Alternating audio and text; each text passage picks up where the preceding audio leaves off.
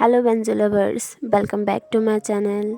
तो my fox pen caging का next part start करते हैं। लास्ट पार्ट में अब तक हमने देखा कि जाओ जीसू अपनी दादी माँ की बातें याद करता है, जिसमें दादी माँ ने कहा था कि अगर वो अमर प्राणी तुम्हें मिल जाए तो तुम उसे हमेशा अपने पास रखना। दादी की बातें याद करने के बाद जाओ जीसू एक पर्सन को उठा लेता है जंगल से और वो उस पर्सन को लेकर अपने घर जाने लगता है। अब हम आगे बढ़ते हैं। जाओ जो कि उस लड़के को अपने घर लाता है और उस लड़के को बेड पर रख देता है और वो लड़का जो कि हमारा बैंकेजिंग होता है वो अभी भी बेहोश ही रहता है। जाओ जो कि उस लड़के यानी बैंकेजिंग के हेड पे देखता है तो वो जगह थोड़ी सी फूली हुई रहती है, क्योंकि बैंकेजिंग के सर पर वो मटका गिरकर टूट गया था, जिस वजह से वो हिस्सा थोड़ा सा फूला हुआ रहता है। अब जाओ उस कमरे से बाहर जाता है तो बैंकेजिंग उठकर बैठ जाता है। बैंकेजिंग जैसे ही देखता है कि जाओ अंदर आ रहा होता है तो बैंकेजिंग तुरंत अपनी जगह पर लेट जाता है और अपने आँखों को बंद कर लेता है। उसके इस हरकत से ऐसा लग रहा होता है कि वो जाओ को दिखाना नहीं चाहता कि वो उठ चुका है। जब जाओ बैंकेजिंग के सर पर एक लेप लगाने लगता है, जैसे ही जाओ लेप लगाता है तो बैंकेजिंग अपनी आंखें खोल लेता है और वो अपने मन में सोचने लगता है कि ये मेरे ऊपर कुछ लगा रहा है ताकि ये पका के मुझे खा सके। ये सोचकर बेन तुरंत उठकर वो बैठ जाता है और थोड़ा सा पीछे की तरफ होने लगता है। जाओ जब उसे उठा हुआ देख लेता है तो जाओ उससे कहता है, ओह तुम उठ गए।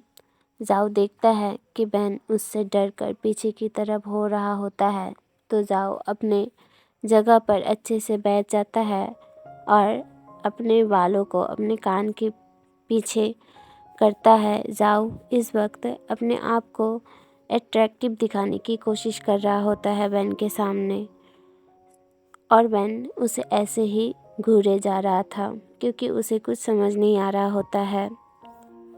अब जाओ बहुत ही सुंदर वे में उससे कहने लगता है, मुझसे डरो मत, मैं जानता हूँ कि तुम कौन हो, तुम्हारी असलियत क्या है।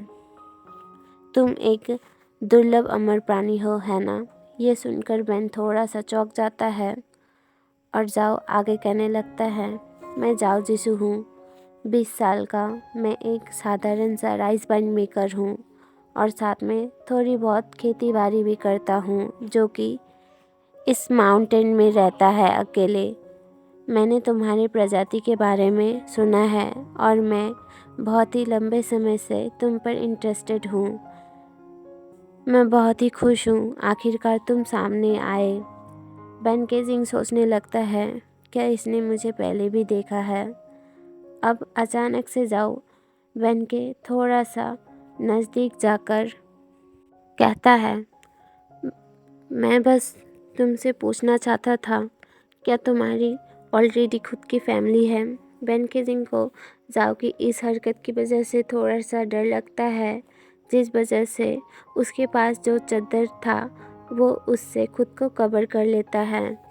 जाओ दोबारा अच्छे से अपनी जगह पर बैठ जाता है और बहुत ही सुंदर तरीके से कहने लगता है, क्यों ना तुम कुछ दिनों के लिए यहीं पर रुक जाओ, जब तक तुम पूरी तरह से हील नहीं हो जाते। मैं तुम्हारे इस चोटों को ठीक भी कर दूंगा और रोज़ तुम्हारे लिए खाना भी बना दिया करूंगा। पेनकेजिंग जाओ को देखते हुए कहता है, खाना।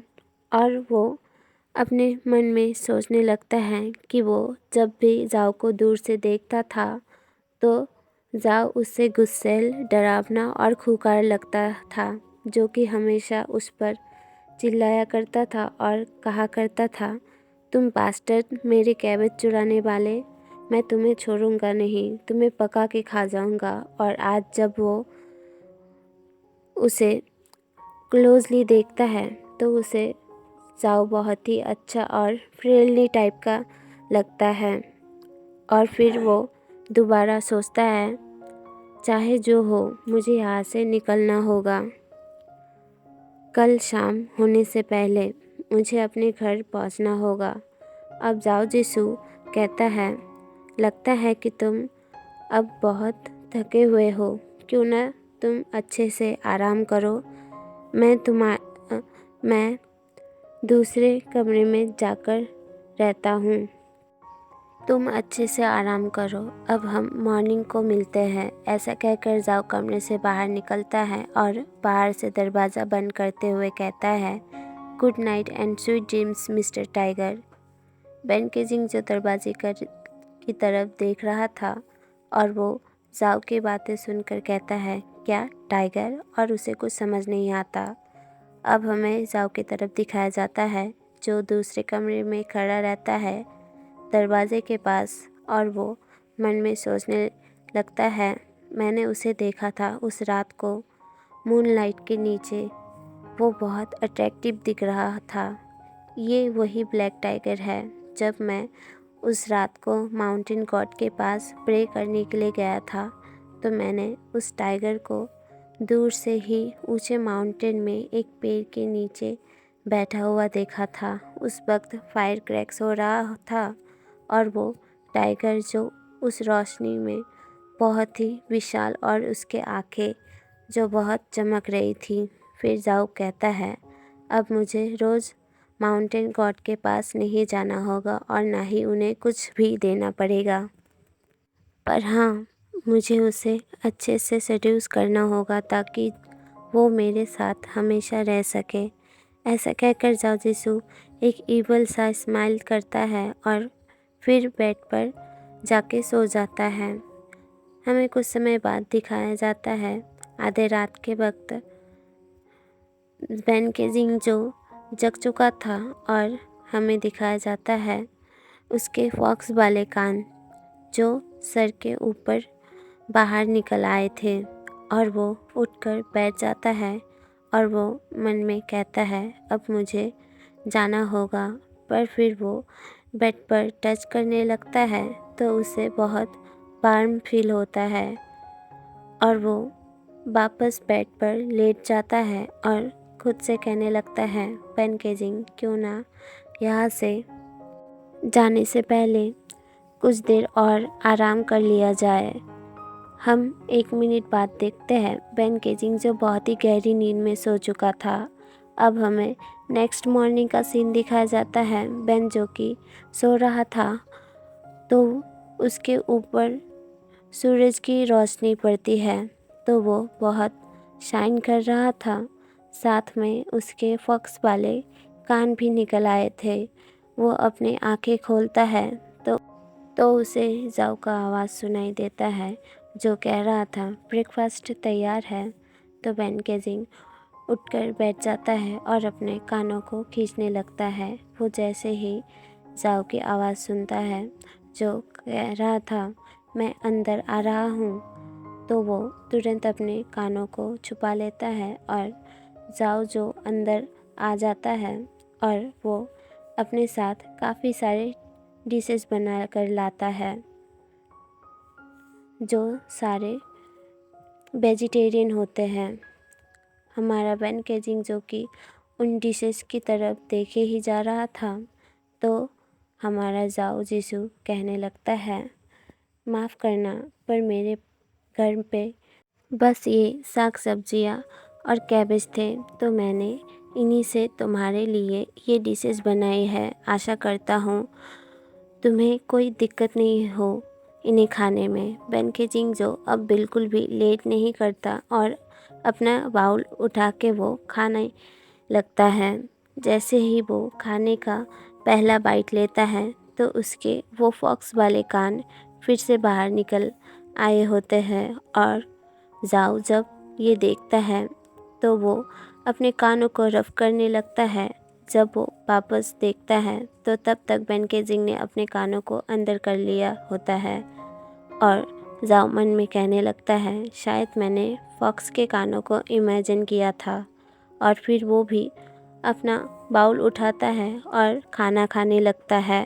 वो कहता है, पर मिस्टर टाइगर तो बेन केजिंग जो उसकी तरफ अपना खाना चबाते हुए देखता है।